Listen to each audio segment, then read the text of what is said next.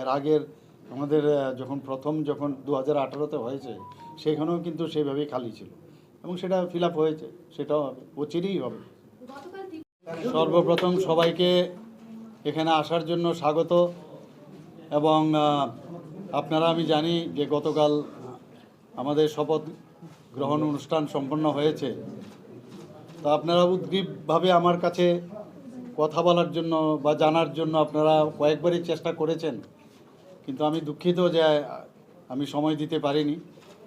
কারণ মাননীয় প্রধানমন্ত্রীজি এসছেন, মাননীয় গৃহমন্ত্রীজি এসছেন, আমাদের সর্বভারতীয় সভাপতি জেপি নাড্ডাজি এসছেন, এবং বিভিন্ন যেসব আমাদের বিভিন্ন বিষয়ে আলোচনা হয়েছে, এর জন্য ব্যস্ততার কারণে আপনাদের সামনে আমি আসতে পারিনি। তো যাই হোক, আমি আপনাদের মাধ্যমে সর্বপ্রথম আমি ত্রিপুরাবাসীকে আমি ধন্যবাদ দিতে চাই যে আমাদের ভারতীয় জনতা পার্টি এবং আমাদের অ্যালায়েন্স পার্টনার আইপিএফটির উপর যে আপনারা আস্থা রেখেছেন, এবং দ্বিতীয়বারের জন্য আমাদের এই যে ভারতীয় জনতা পার্টি এবং আইপিএফটির যে সরকার পুনঃপ্রতিষ্ঠিত করার জন্য আমি আমাদের যশস্বী প্রধানমন্ত্রী নরেন্দ্র মোদীজিকে ধন্যবাদ দিতে চাই যে উনার মার্গদর্শনে এবং উনার উপর মানুষ যেভাবে সব জায়গায় আস্থা রাখেন, ত্রিপুরাতেও সে আস্থা রেখেছেন। গতকালও আপনারা দেখেছেন শপথ গ্রহণ অনুষ্ঠানে কিভাবে বিপুল পরিমাণে লোক সমাগম হয়েছে বিবেকানন্দ ময়দানে, এবং সেখানে আপনারা দেখেছেন মানুষ এত সুশৃঙ্খলতার সাথে সেখানে বসেছিল, কোনো ভাষণবাজি হয়নি, শুধুমাত্র আমাদের ভোট টেকিং সেরেমনি ছিল, সেটা দেখার জন্য।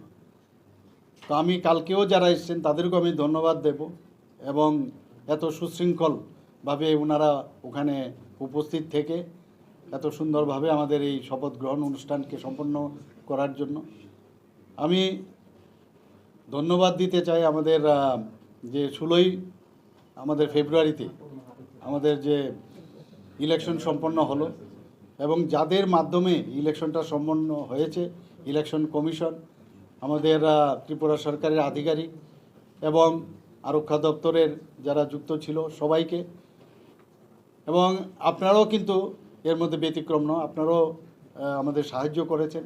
বারবার বলছি যে জনজাতিদের জন্য, জনজাতিদের উন্নয়নের জন্য যে কেউ আমাদের কাছে আসতে পারে, সে বিরোধী দলেরই হোক, যে দলেরই হোক, তাদের উন্নতি হচ্ছে আমাদের মেইন প্রায়োরিটি, এবং আমরা সেই জায়গাটাকে প্রায়োরিটি এরিয়া বলে আমরা মনে করি। টিপ্রাল্যান্ড আমরা কোনো অবস্থায় সমর্থন করি না। ওই তো সেটা তো বললাম তো, প্রোটেম স্পিকারের যখন আমাদের 15 তারিখ খুব সম্ভব স্থির হয়েছে, সেদিনই প্রোটেম স্পিকারের পরে সেখানে শপথ যা নর্মাল প্রসিডিউর আছে সেভাবে হবে। সবাইকে ধন্যবাদ। Let me go.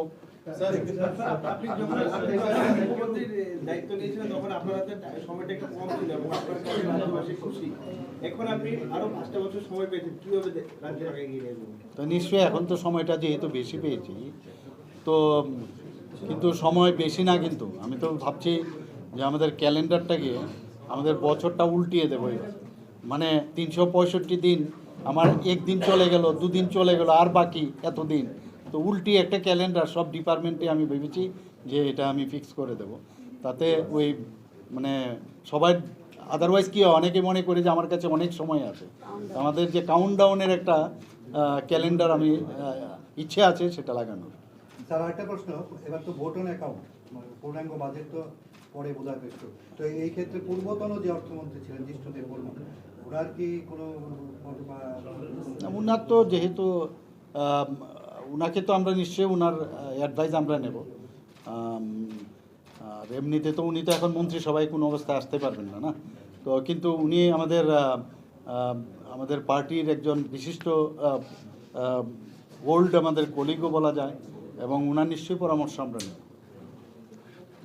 একটা দৃষ্টান্ত আগেও আমরা স্থাপন করেছি, আবার স্থাপন করতে চাই যে আমাদের মাননীয় প্রধানমন্ত্রীর যে সরকার, সেন্ট্রাল গভর্নমেন্ট যেভাবে আমাদের সরকার চলছে, যে স্বচ্ছতার যে সরকার, সেটা আমরা ত্রিপুরাতেও সেই স্বচ্ছতার নিদর্শন আমি রাখতে চাই। ইতিহাস রচনা হয়েছে যে কোনো জায়গায় কোনো রকম উচ্ছৃঙ্খলতার কোনো খবর ছিল না 16 তারিখ।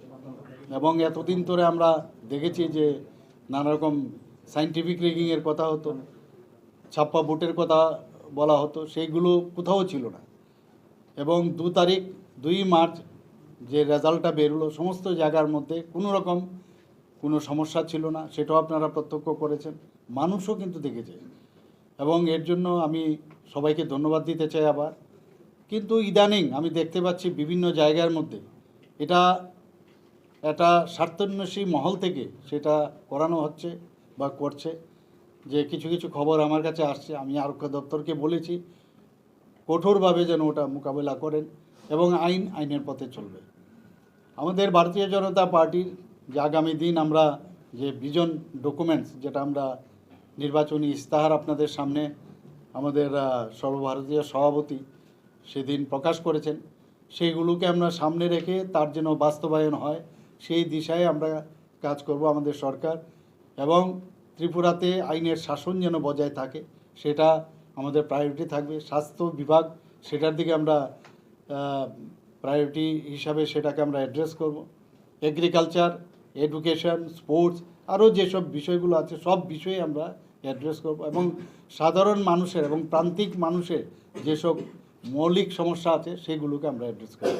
সবাই শান্তিতে আমরা থাকতে চাই। আরেকটা বিষয় যেটা খুব ইম্পর্টেন্ট, সেটা হচ্ছে আমাদের জনজাতির যে ক্ষেত্র আছে সেখানে অনেক সমস্যা অনেক দিন ধরেই ছিল। আমরা চেষ্টা করেছি সেই সমস্যাগুলো নিরসনে। আগামী দিন আমরা সেইগুলোর দিকেও আরও বেশি করে যাতে জনজাতি এলাকা এবং জনজাতি ভাই বোনদের যাতে ওনাদের উন্নতি হয় সব দিক দিয়ে, সেই চেষ্টা আমরা করব। আর্থসামাজিক এবং সামাজিক উন্নয়ন হয় সেই দিশায় আমরা কাজ করব। এবং 2-3টি বিষয়ে কথা হয়েছে, যে সেটা হচ্ছে প্রোটেমস যে স্পিকার, সেটার বিষয়ে আজকে ডিসিশন হয়েছে। মাননীয় বিনয় ভূষণ দাস যে আমাদের এমএলএ আছেন পানিসাগরে, ওনাকে প্রোটেম স্পিকার করা হয়েছে। তো বাকি আমাদের মেইন এই বিষয়টার জন্য আমাদের আজকের আলোচনা, এবং আগামী দিনে আমাদের ভোটন অ্যাকাউন্ট যেটা হবে ফিনান্সের উপরে সেই বিষয়ে আজকে কথা হয়েছে। দপ্তর বন্টন কি হয়েছে? দপ্তরের মধ্যেই আমরা ঘোষণা করব, 1-2 দিনের মধ্যে হয়ে যাবে সেটা আমরা। আপনার এবারের মন্ত্রিসভায় বেশ কয়েকজন যুব চেহারা দেখা গেছে, আবার বেশ কয়েকজন বাদও পড়েছেন, মানে এটার পেছনে কি কোনো অন্য কারণ রয়েছে? না, এরকম না। আমাদের এখানে সেন্ট্রাল গভর্নমেন্টও আমাদের মাননীয় প্রধানমন্ত্রীজি যখন লাস্ট যে রিশাফলিং করে, সেখানেও আপনি দেখেছেন বহু লোককে। আমাদের এটা রীতিনীতি যে কিছু লোক চলে যাবে, আবার নতুন করে নতুন আসবে, এবং সেইভাবেই কিন্তু কাজ চলে। এরকম না কাউকে বাদ দেওয়া হয়েছে, আবার কেউ চলে যাবে আবার আসবে। তো সেটা আমাদের নর্মাল রুটিন ওয়ার্কের মধ্যেই পড়ে।